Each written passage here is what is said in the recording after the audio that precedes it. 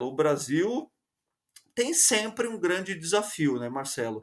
Nós não temos uma cultura esportiva no Brasil. Infelizmente, a nossa cultura é cultura da medalha de ouro e todas as outras medalhas, todos os outros lugares não são reconhecidos. Essa é a verdade, né? Grande parte dos atletas só conseguem patrocínio e apoio financeiro momentos antes da Olimpíada, e olha lá, né? Então nós não temos uma cultura esportiva no Brasil, a começar pela escola, né? A cultura esportiva, aquelas nações que têm uma cultura esportiva é que entendem que o esporte vai muito além de medalhas, muito além de conquistas. Esporte não é nem mais uma ferramenta de educação. Esporte é educação. Esporte é uma plataforma de desenvolvimento integral da criança e do jovem, por que não do adulto? E, infelizmente, a gente não usa isso no nosso país.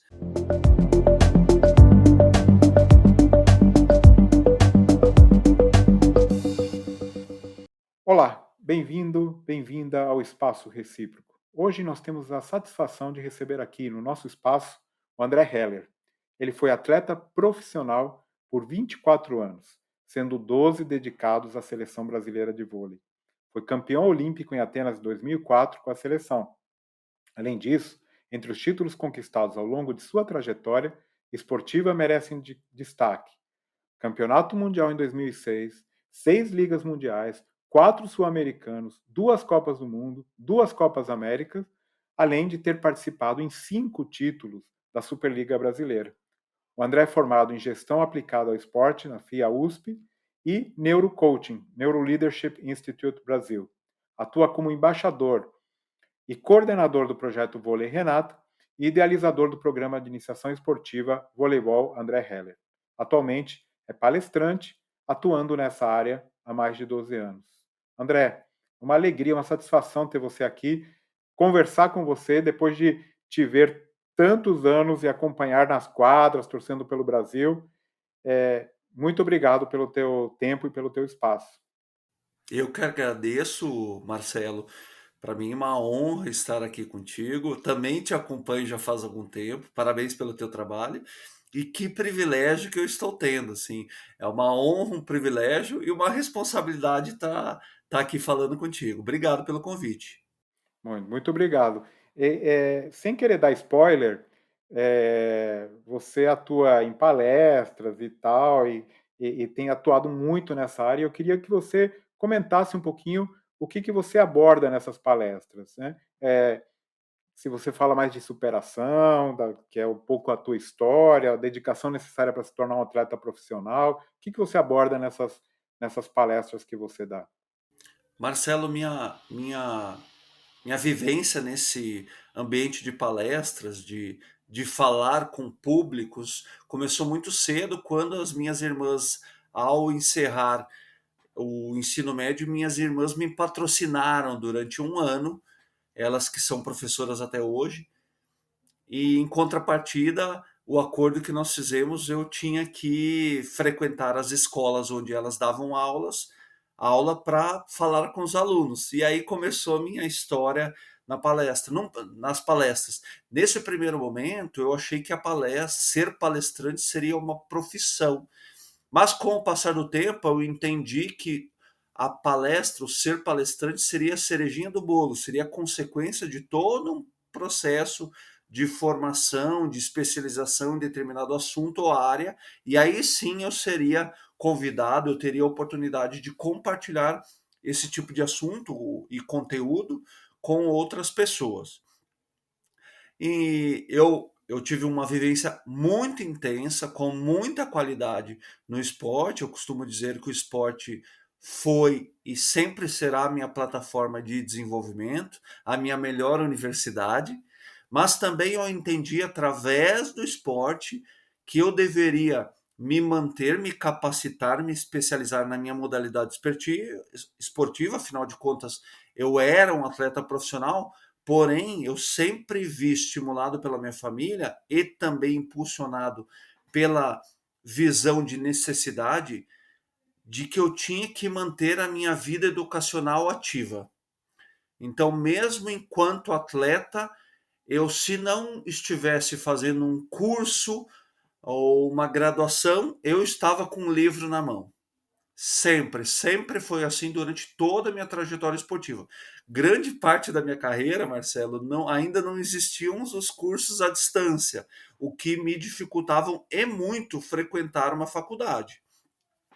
Mas eu fiz a minha primeira graduação em doses homeopáticas.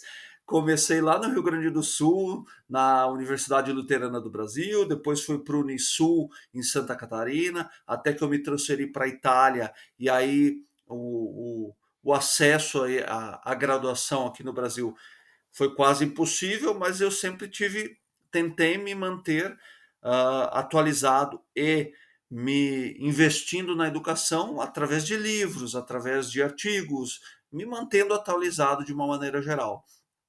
Então, eu me especializei no esporte, obviamente, depois eu quis entender o porquê eu me diferenciei, me destaquei no esporte, já que eu era um jovem asmático, sem condição física absolutamente nenhuma, sem talento nenhum para o esporte, sem coordenação motor e sem repertório motor. Por que eu me destaquei no esporte?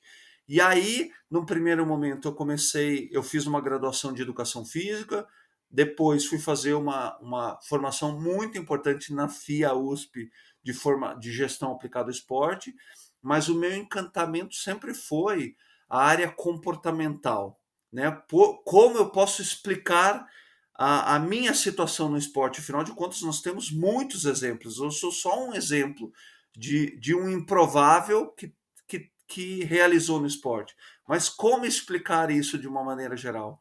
E aí eu fui fazer uma formação no Instituto Felipe L de São Paulo, uma formação baseada no funcionamento do cérebro, que a gente chama de neurocoaching ou neuroleadership, né? E eu sou encantado por essa área, procuro sempre me buscar mais conhecimento, me especializar, e aí automaticamente eu comecei a ser chamado para falar em empresas, universidades e os mais variados ambientes, de acordo com a minha história no esporte, mas também com conteúdo, com embasamento teórico, digamos assim.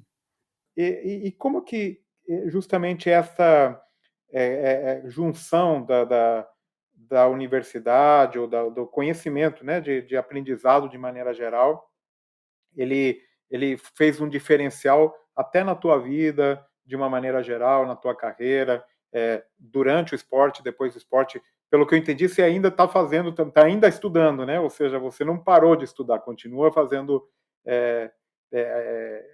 algum curso. Conta um pouquinho por que essa necessidade ou de que maneira esse estudo mudou a tua, e tem mudado, né? Porque segue até hoje a tua vida. Sim, até respondendo a tua primeira pergunta, que eu acabei não completando.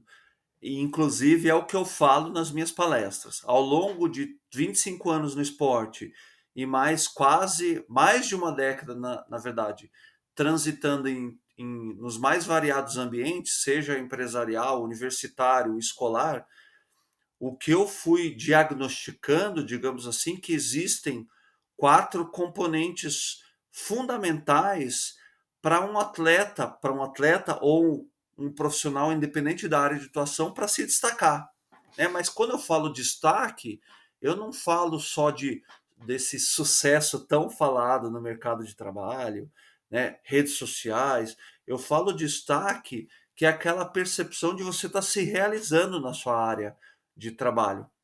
E também como pessoa. Isso para mim é o melhor destaque de todos. Até melhor do que uma medalha de ouro olímpica. É o sentimento de você se realizar e ser feliz.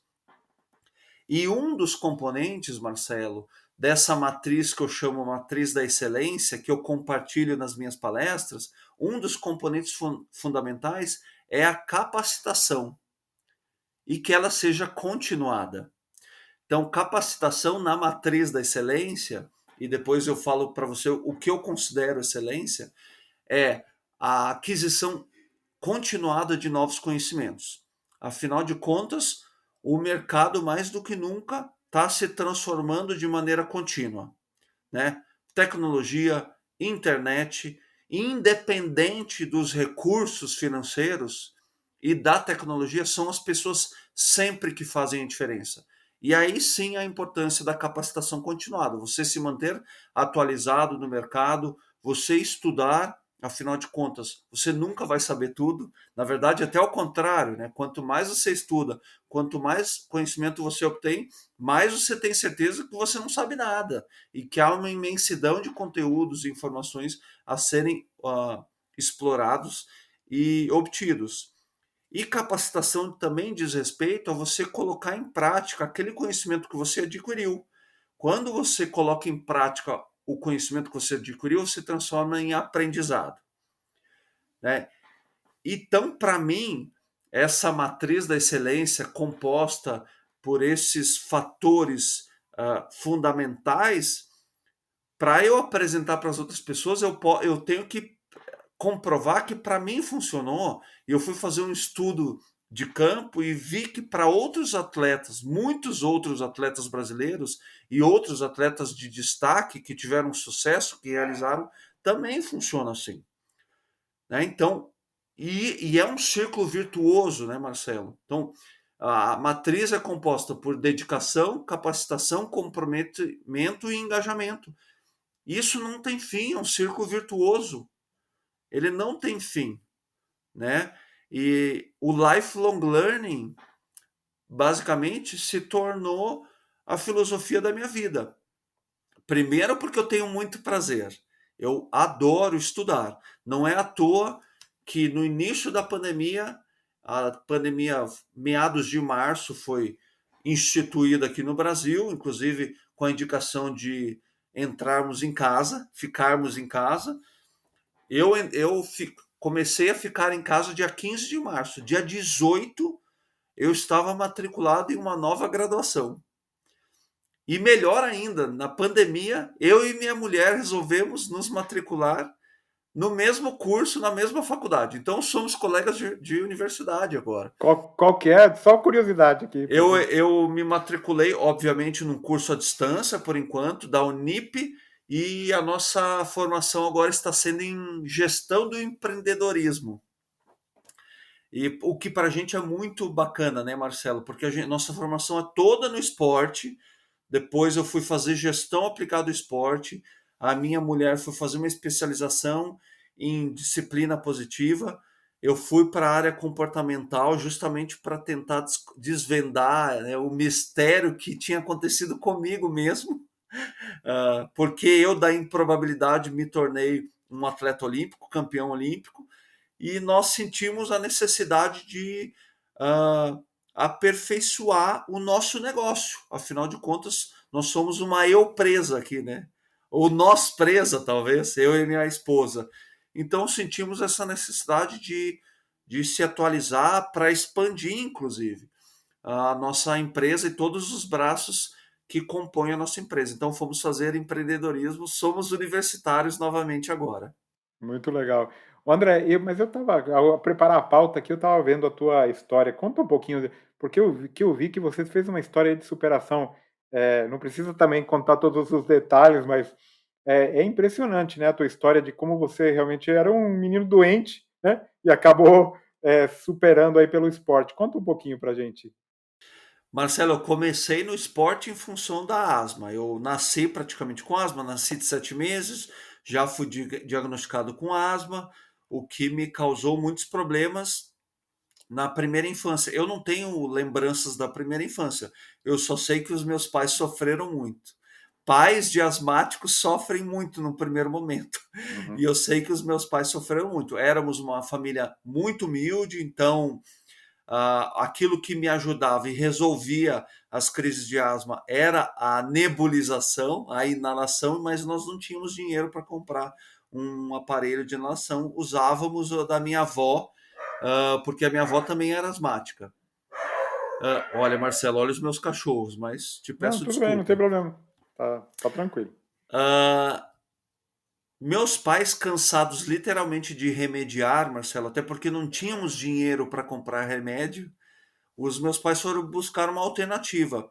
A orientação do pediatra foi: olha, coloca o André na natação, porque a natação era o esporte que emblemático, né? Que resolvia qualquer déficit respiratório.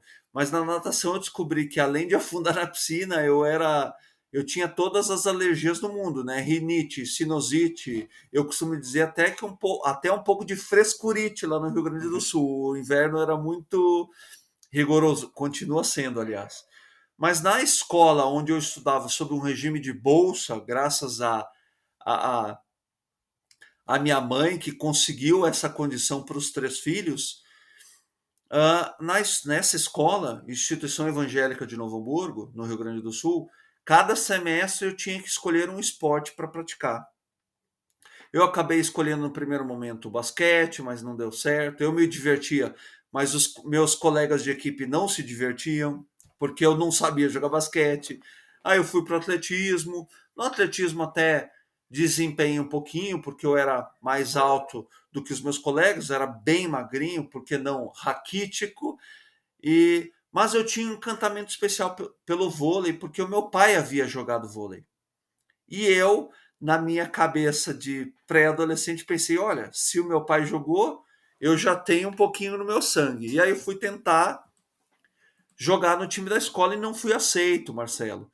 O meu professor falou assim: André, vai buscar uma outra atividade. Eu queria o time da escola, não era fazer aula de vôlei, eu queria o Uhum. time onde estavam os mais talentosos. E o meu professor falou assim: André, vai buscar uma outra atividade. Ele nem recomendou um outro esporte. Ele falou assim: vai buscar uma outra atividade. Eu não estava entre os mais talentosos, eu sequer estava entre os menos talentosos, eu estava abaixo dos menos talentosos. Eu era muito desengonçado, descoordenado. Porém, na mesma semana, por uma bênção do destino, 5 colegas de escola que também não foram aprovados na seleção da escola passaram na minha casa falando: olha, André, tem uma seleção lá no clube da cidade, vamos até lá? Nós não vamos passar, claro, mas vamos nos divertir. Aí nós 6 fomos para essa peneira, porém, outros 200 jovens da região tiveram a mesma ideia que a gente.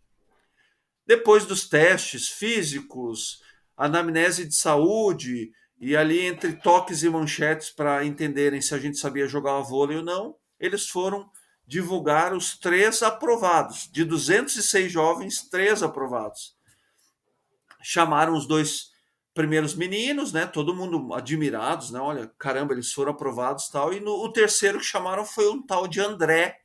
E eu fui procurando, né? Quem seria esse tal de André, o meu xará que tinha sido aprovado, né? Quem que vai ser chamado e vai até lá onde o lugar onde estavam recebendo os aprovados? E nenhum André se apresentava, até que chamaram o André Heller, e eu duvidava que era eu. Verdade. Eu fiquei pensando, não, caramba, tem um outro André Heller aí, né? Então, para surpresa de todos e sobretudo a minha, eu era o terceiro aprovado. Eu fui até o local lá e falei: gente, vocês estão equivocados, não é possível. Eu não sirvo para isso. E eles falaram: não, você está aprovado. Eu fui aprovado exclusivamente pela altura, Marcelo. Eu era um Uhum. pouco mais alto que a média daqueles jovens. E aí eu comecei minha aventura no esporte. Mas o meu grande desafio, talvez foi o meu ponto de inflexão na modalidade, foi que a minha dificuldade não era aprender voleibol tecnicamente. A minha maior dificuldade foi entender, compreender e absorver os comportamentos que um atleta deveria ter. Uhum. Tanto que num primeiro momento nem servia para treinar com os outros jovens, porque eu atrapalhava o treino dos outros. E aí me mandavam para a parede. Olha, vai dar manchetes e toques, que são gestos técnicos do vôlei, na parede lá, porque você está atrapalhando o treino. Então eu fiquei muito tempo no primeiro momento na parede. E eu não conseguia sequer bater bola com a parede, né? E aquilo me deixou muito frustrado, sabe? Me senti humilhado, rebaixado, inferior. Eu senti raiva de tudo, principalmente de mim. Só que essa raiva, que hoje eu chamo de indignação, me fez seguir adiante. Não quer saber? Eu não quero estar aqui. Eu não quero ser assim. Eu não quero estar nessa condição. E fiquei insistindo com a parede. E aí, num primeiro momento que eu fazia 3, 4 repetições consecutivas, comecei a fazer 8, 10, 12. E aí, quando chegava em casa, queria mostrar para os meus pais que eu já estava conseguindo fazer 10, 12 repetições. E aí, em casa, eu também não conseguia. quebrei várias vidraças, mas eu queria mostrar para eles que eu estava conseguindo. E resolvi que eu ia fazer, repetir, repetir, repetir, até conseguir. Em todas as paredes que eu encontrasse, na escola, em casa, no clube, com bola de papel, com bexiga, com bola de borracha. E eu vi que através aquela condição de repetição e de esforço inteligente, eu estava melhorando. E Uhum. esse, Marcelo, foi o meu ponto de inflexão. Legal. Eu percebi ali que se eu me esforçasse de maneira inteligente, eu tinha uma recompensa quase que imediata, que era uma melhora na minha performance. E por essa melhora eu era reconhecido. Sendo reconhecido, eu me sentia mais estimulado e encontrava mais motivação para seguir em frente. Aquele movimento que aconteceu, eu descobri que eu, quanto mais me esforçasse, maior seria a minha recompensa e maior reconhecimento. Isso foi quase como uma equação na minha vida, sabe? Então eu passei a ser o primeiro a chegar e o último a sair dos treinos, o que mais treinava, o que mais me dedicava, o que mais buscava novos conhecimentos, mas também colocando em prática, o que mais me comprometia, o que mais buscava clareza sobre o que tinha que ser feito e me preparava mentalmente para fazer. E mais do que isso, o que mais, na minha percepção, se conectava emocionalmente com aquilo que eu tinha que fazer. Né? E eu senti que esse contexto todo, essa condição, esses componentes poderiam ser o diferencial competitivo, vantagem competitiva de um garoto que era asmático, de uma família humilde que não tinha repertório motor, não tinha coordenação motora e que era reconhecido como aquele jovem que não tinha talento algum. Então eu saí da improbabilidade dessa condição para um atleta que já estava se destacando no ambiente esportivo, mas eu entendi que o segredo era o caminho e Uhum. não onde eu estava chegando. E essa é a minha história, basicamente, porque toda vez, Marcelo, durante minha carreira e ainda hoje, quando uma dificuldade se apresenta, quando um desafio se apresenta, qual é o meu mapa mental, ou meu padrão mental? Espera aí, dificuldade, problema, desafio, vou voltar para o paredão. Uhum. Vou me capacitar, vou me engajar, vou me dedicar, vou buscar novos conhecimentos, vou colocar em prática o que eu já sei, vou buscar conexão emocional com aquilo que tem que ser feito, mas não basta conexão emocional, eu preciso agir, senão esse sentimento, essa conexão emocional não serve de nada. E essa basicamente foi a matriz que conduziu toda a minha carreira. E até hoje eu faço isso. E o asma melhorou? A asma melhorou, Marcelo. Depois que me tornei um atleta verdadeiramente, eu não tive mais crises de asma. Eu Uhum. fui ter uma crise de asma em 2013, aqui em Campinas, um ano antes de me aposentar da prática esportiva. E depois eu tive mais uma vez crise de asma e agora tenho todos os cuidados que um ex-atleta deve ter com a sua saúde e com essa parte respiratória. Uma É. vez asmático, sempre asmático. Mas eu estou tão bem agora, porque eu cuido, né, de todas as áreas que ajudam na minha saúde, que eu posso até arriscar dizer, o meu pneumologista não vai concordar, mas eu posso dizer assim, olha, eu talvez não seja mais asmático. Aliás, professor, o meu pneumologista é um docente da Unicamp, inclusive, o doutor Tiago Grangeia, Ah, sim, que é sim, um Thiago. grande, na verdade, ele se tornou um grande amigo e é o meu anjo da guarda, é o anjo da guarda do meu pulmão e da minha saúde. Muito bom. André, e hoje o esporte tem muita ciência nos bastidores, né? Treinos de alta performance, estudos neurológicos, ciência de dados, equipamentos esportivos. Como foi a evolução dessa parte científica desde que você começou a sua carreira? E o que você acha que são os avanços futuros nessa área? Ai, maravilha, Marcelo. Primeiro, é sempre importante dizer, Até porque há um movimento de banalização da neurociência, né? Colocaram neuro em tudo. Então é importante dizer, deixar bem claro para as pessoas que eu não sou um neurocientista, não é a minha formação. Eu sou um curioso, um estudioso. Eu fiz uma formação de comportamento humano, de liderança, que é baseado em premissas da neurociência. Mas eu não sou um neurocientista. A minha sócia, Larissa Zink, nós temos uma empresa de treinamento cognitivo. Ela sim ela tem uma formação em neurociência, e nós temos também uma grande parceira da nossa empresa da Neurosport, a doutora Paula Azevedo, que é uma neurologista super conceituada e que é o nosso cérebro quando a gente fala de neurociência. Mas, Marcelo, tem muita coisa acontecendo, muitas informações, muitos conteúdos que a neurociência pode ajudar, muitos conceitos da neurociência que podem ajudar o esporte, né? Nós, na Neurosport, que é de novo, é a nossa empresa de treinamento cognitivo, a gente tem uma avaliação em realidade aumentada que nos dá alguns componentes, alguns índices para trabalhar com atletas que buscam performance, né? Então a gente ajuda os atletas a buscarem performance através de soluções pautadas na neurociência. Por que os atletas estão buscando isso, Marcelo? Porque a questão técnica nas modalidades, a questão física no esporte, a questão tática em algumas modalidades estão tão avançadas para todos os atletas de todos os países, de todas as modalidades, que cada vez mais nós temos que buscar, esses atletas precisam buscar recursos no entorno da performance para agregar valor, porque em questão técnica, física e tática, eles já estão perto do limite. Esse limite não existe, mas estão todos muito nivelados.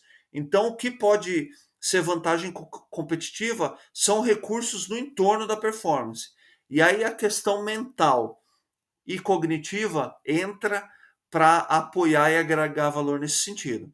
A Neurosport faz uma avaliação em realidade aumentada que nos concede alguns valores para a gente tangibilizar a performance e a realidade do atleta, como tempo de reação, qualidade dessa reação, visão periférica, controle da impulsividade. Então, são exemplos básicos de números, de condições e componentes que podem agregar valor à performance de um atleta. O treinamento cognitivo é amplamente usado e difundido na Europa e nos Estados Unidos. Aqui no Brasil ainda é um movimento bem incipiente, inclusive feito por nós da Neurosport, a Larissa Zink, a doutora Paula Azevedo e por mim. Tem mais alguns outros players também fazendo esse movimento, mas é um movimento bem inicial. Já o treinamento mental, Marcelo, ele é, de novo, amplamente difundido e usado na Europa e nos Estados Unidos há mais de uma década. Eu fiz parte de um treinamento mental quando eu joguei na Itália durante 4 anos. E aqui no Brasil já é um movimento mais robusto, mas ainda há uma certa resistência por parte dos players do mercado. Eu posso até arriscar dizer que o ambiente empresarial usa mais o treinamento mental do que o próprio ambiente esportivo. Exemplo disso, Marcelo, uma ferramenta muito poderosa que nós temos é o coaching. Mas, infelizmente, aqui no Brasil, essa ferramenta foi banalizada, né? Porque a ferramenta coaching é uma ferramenta baseada em premissas da neurociência e ela é muito séria.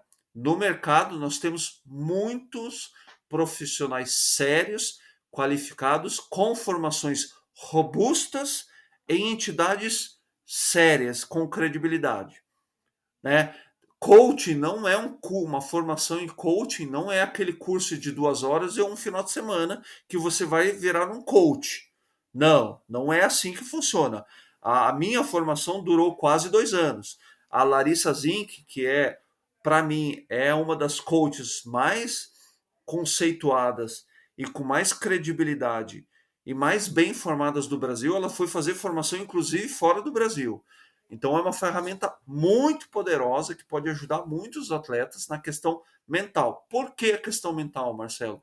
Porque a questão mental ela pode sustentar todos os outros pilares, né? Em caso de um déficit na preparação física ou na condição física de um atleta, a questão mental pode compensar essa eventual fraqueza ou esse eventual déficit. Exemplo básico disso: olha, o atleta está lá em Tóquio, no dia da sua prova, o dia tão esperado, ele acorda resfriado.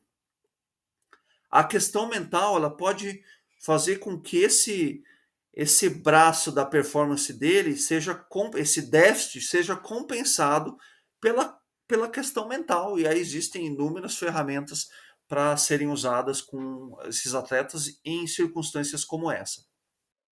É muito legal. É uma área incrivelmente aberta, muita coisa para fazer. Mas além desta atuação, você também tem um programa de iniciação esportiva junto com a tua esposa Marcele. Quais são os princípios e os diferenciais desse programa?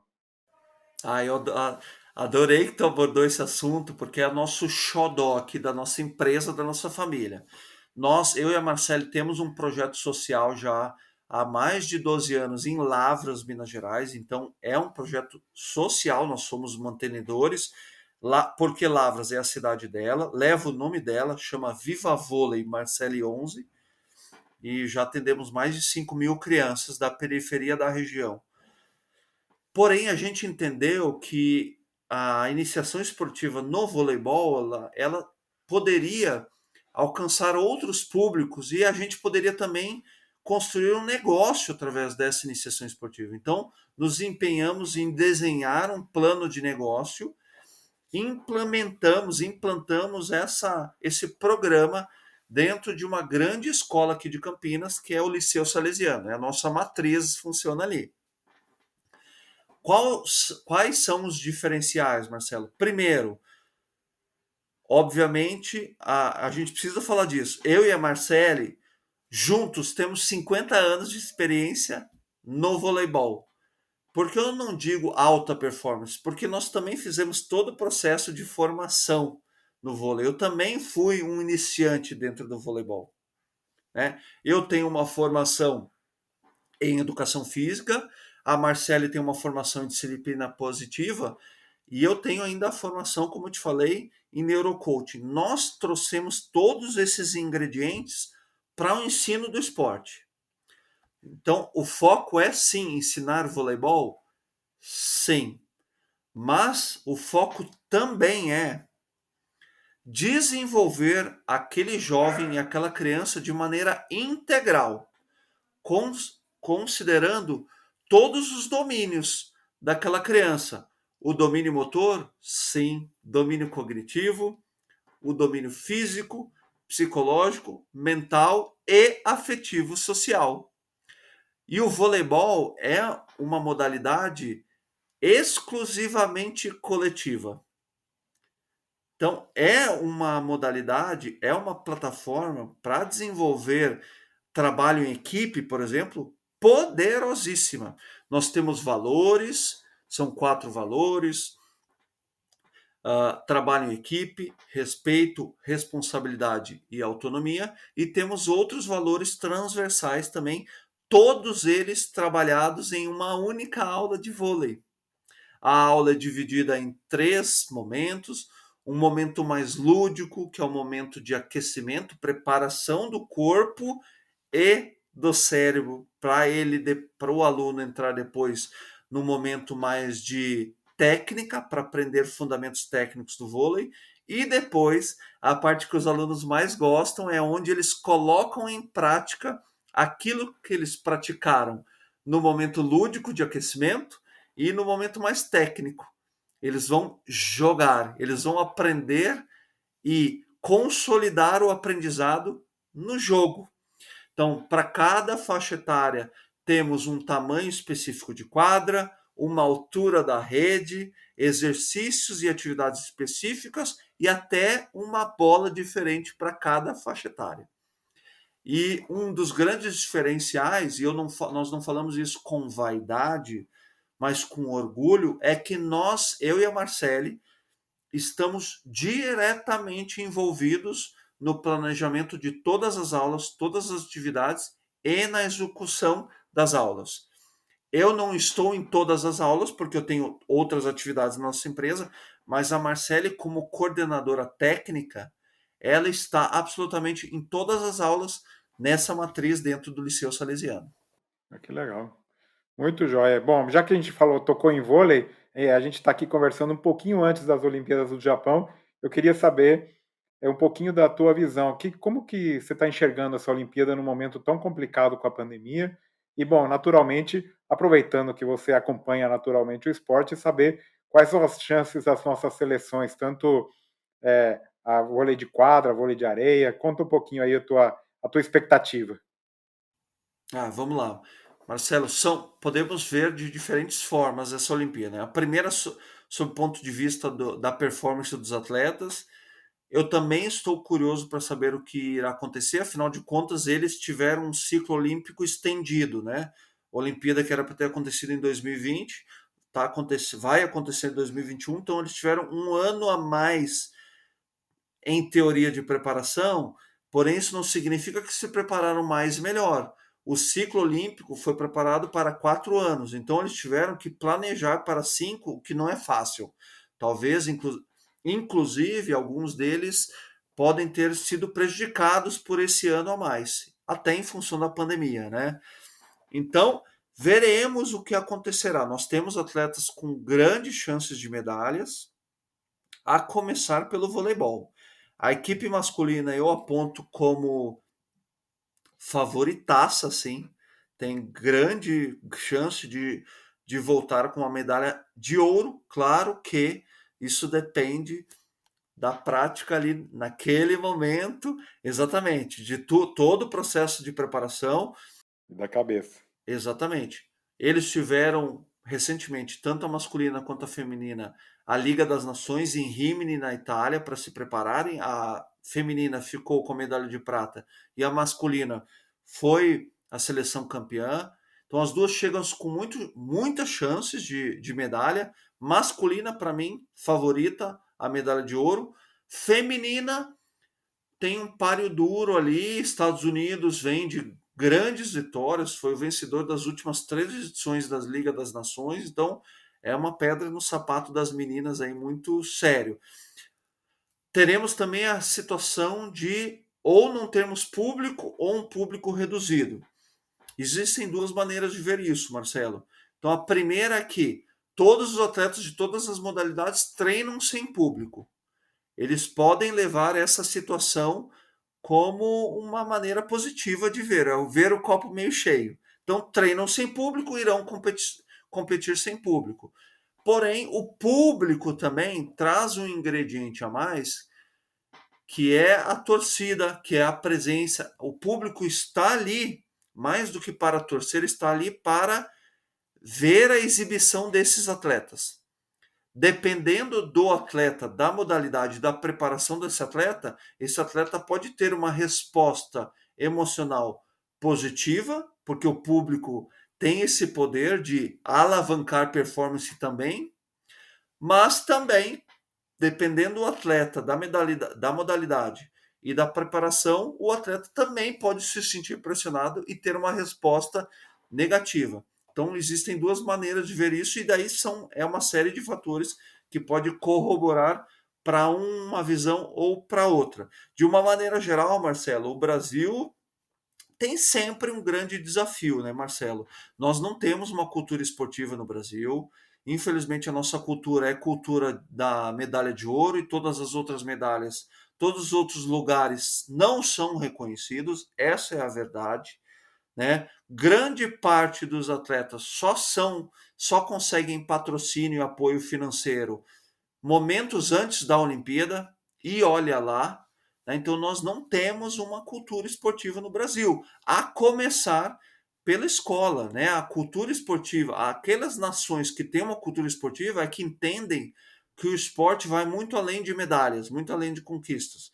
Esporte não é nem mais uma ferramenta de educação. Esporte é educação. Esporte é uma plataforma de desenvolvimento integral da criança e do jovem, e por que não do adulto?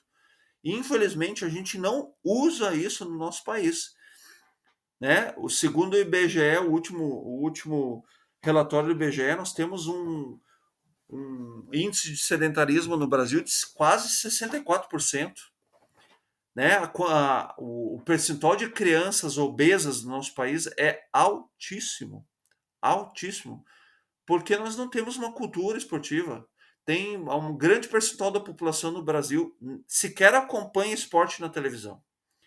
Então nós temos que propagar o esporte, porque o esporte é educação. O esporte, assim como artes, como música, educação. E eu vejo a educação como a única maneira, a única plataforma onde a gente pode se desenvolver como indivíduo e como sociedade.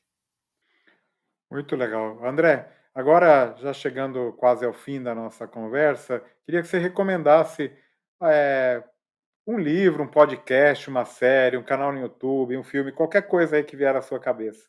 Tá bom. Posso recomendar mais de um livro? Pode.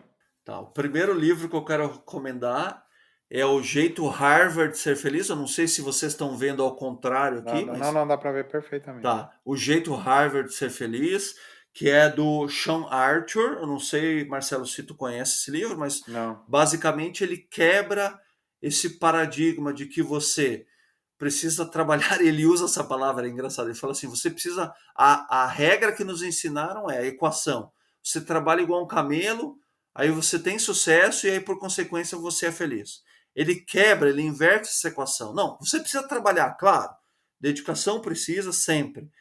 Mas se você incluir a felicidade no seu processo, você cria condições, inclusive cerebrais, para ter sucesso. Então você não precisa só esperar a felicidade quando você tem sucesso, quando você realiza. A felicidade tem que estar presente no nosso dia a dia de trabalho, porque ela é sim pré-requisito para conquistar, para ter sucesso, para destacar, inclusive no ambiente de trabalho. Então o livro é maravilhoso. E o segundo livro é O Algoritmo da Vitória, do José Salib Neto. É um grande amigo meu, cara, é um fenômeno da gestão empresarial, junto da Adriana Sales Gomes.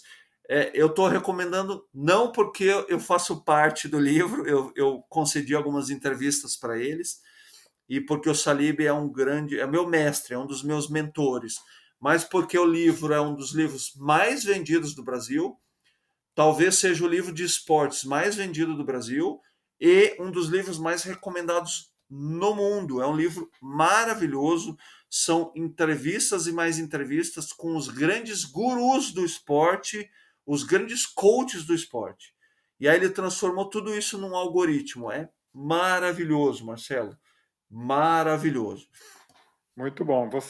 Aqui a gente tem um quadro que chama Arqueologia Acadêmica. Eu vou pedir umas fotos, você me mandou umas fotos aí, tempos de universidade, e o que queria que você duas coisas. Primeiro, que o que dá para ver nas fotos é que você é realmente alto, né? Você se destaca em comparação com o resto do povo ali. Queria que você explicasse um pouco o contexto dessas fotos e aproveitando também que você falasse aqui um pouquinho a tua melhor e a tua pior lembrança da época aí da graduação.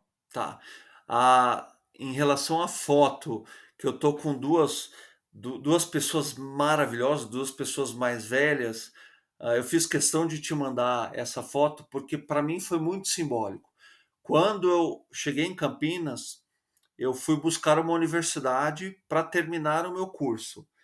E eu me matriculei no Unisal, dentro da escola Liceu Salesiano. E eu tinha como colegas de faculdade, não de curso, mas de faculdade, essas duas pessoas. O senhor que vocês estão vendo na foto, ele é um senhor que na época tinha mais de 80 anos, e a senhora perto dos 80 anos, e eles tinham acabado de entrar na faculdade. Ele para fazer direito e ela para fazer pedagogia. Isso para mim foi muito poderoso, porque eles mesmos me falavam, e são os queridos. Eles me falavam assim: André, você se torna velho quando perde a vontade e capacidade de aprender. Não é a idade cronológica. Isso para mim foi muito poderoso. Então eu te mandei essa foto porque para mim foi maravilhoso poder conviver com essas pessoas. A segunda foto eu tô com o professor Nino, professor Messiano, na aula de anatomia, e que para mim foi muito legal porque o professor Nino, ele tinha uma maneira muito bacana, muito didática, muito descontraída de ensinar, mas ao mesmo tempo foi o meu professor mais rigoroso. Isso é muito legal, né? Você ele era muito divertido, muito informal, mas ele era muito, muito rigoroso, o que significa que não precisa ser. ah, ah, ah, então, o que o professor Nino me mostrou é que, mesmo sendo uma aula descontraída de anatomia, né, Marcelo? Aula difícil, ah, mas mesmo sendo uma aula descontraída de anatomia e ah, informal, uma aula informal, muito divertida, ele também era rigoroso, ele era exigente porque ele queria que a gente aprendesse. Então, essa segunda foto é sobre a minha aula de anatomia no laboratório, muito, muito bacana, o professor Nino, que é uma referência para mim. E a melhor e a pior lembrança? Melhor, Marcelo, sem dúvida nenhuma, era a oportunidade de interagir pessoalmente e presencialmente com os professores. Isso para mim é o mais importante da graduação. E eu não estou criticando o ensino à distância, ele está aí para a gente ser usado. Porém, o ensino presencial, você estar ali de frente com o professor e aquela pessoa compartilhando o que ele tem de melhor, que é o seu conhecimento, e você poder interagir, questionar, perguntar e também compartilhar, isso não tem preço quando é feito presencialmente. Então, além de te dizer que é o melhor da graduação é isso, eu também deixo aqui uma homenagem, um agradecimento eterno a todos os meus professores, porque eles fizeram com que a minha jornada acontecesse. E a pior lembrança, tem alguma? A pior lembrança, Marcelo, é a maneira com a qual alguns colegas e alguns estudantes que faziam parte, foram meus colegas, ou foram não só meus colegas de curso, de sala, mas colegas de universidade também, ah, gerenciavam ou lidavam com o conhecimento que lhes estava sendo oferecido, sabe? Eu vou te dar um exemplo. Eu fiz educação física. Então, alguns dias eram aulas práticas. E aí, meus colegas iam assistir a aula de chinelo de dedo. Desculpa, para mim, isso é inaceitável, sabe? Isso é falta de respeito consigo mesmo, sabe? E nada contra em você ir de chinelo. Eu também uso chinelo, mas naquele momento a orientação era: venha com uma calçada adequada, porque é uma aula prática, para você entender na prática aquilo que você estudou na sala de aula. Então não venha preparado, não é o chinelo em si, é você se preparar para receber aquele conteúdo, é se preparar para mostrar para aquela pessoa que está investindo o tempo dela, o professor e até os outros colegas, que você também está ali para receber, porque aquela pessoa estudou muito para te oferecer aquele conteúdo. Então, para mim, isso é muito ruim, tá? E eu vejo até hoje. Só que aí, né, Marcelo, é o que define o bom profissional, o ótimo profissional, daquele profissional que não vai realizar, né? Isso é assim que funciona. André, e uma esportista ou um esportista que você admira? Nossa, são vários. São vários. Eu admiro muito o Ayrton Senna, Marcelo. Muito, muito. Assim, eu li a biografia dele junto enquanto eu estava disputando a Olimpíada de Atenas, na qual eu fui junto da minha equipe campeão olímpica, então foi para mim foi muito emblemático. Eu li a história dele e depois tinha a possibilidade de já tentar transferir conhecimento, aquele conhecimento que estava naquele livro, na história dele, para meu treino, para minha performance. Então eu admiro muito ele porque ele não era o profissional do esporte, ele era uma pessoa, né? E como ele liderava, né? Conhecimento técnico, ele cuidava também do aspecto mental, ele também cuidava da questão espiritual dele. Eu não estou falando de religião, eu estou falando de fé, de conexão consigo mesmo e com as outras pessoas. Então, eu admiro muito, muito o Ayrton Senna. Bom, e para finalizar, uma grande habilidade que você tem, mas que não está no seu currículo. Nossa, difícil, hein, Marcelo? Falar de mim eu tenho muita dificuldade. Eu talvez diria para você, Marcelo, a minha vontade contínua de aprender e compartilhar, sabe? Eu acho que ah, é a minha habilidade que não está no meu currículo, que eu tenho que tomar conta dela com muito cuidado, porque de vez em quando eu transbordo, eu transbordo, é muita vontade de aprender, de vez em quando eu não tenho capacidade de colocar tudo em prática, né? E o conhecimento precisa ser adquirido e colocado em prática, até para você passar ele adiante, contribuir com as outras pessoas. Então, acredito que seja uma habilidade que eu me sinta confortável de dizer aqui, dizer para as pessoas que estão nos assistindo. Muito bom. Bom, André, muito obrigado pela conversa, uma conversa agradável, gostosa, e parabéns aí para você, para toda a tua família pelo trabalho maravilhoso que vocês têm feito. Obrigado, Marcelo. Obrigado de novo pelo convite. Um privilégio, uma honra te encontrar aqui no ambiente digital. Espero ter a oportunidade de te encontrar presencialmente em breve, quando ah, tudo melhorar. E agradeço o convite e agradeço a todos que estão nos assistindo. Muito obrigado.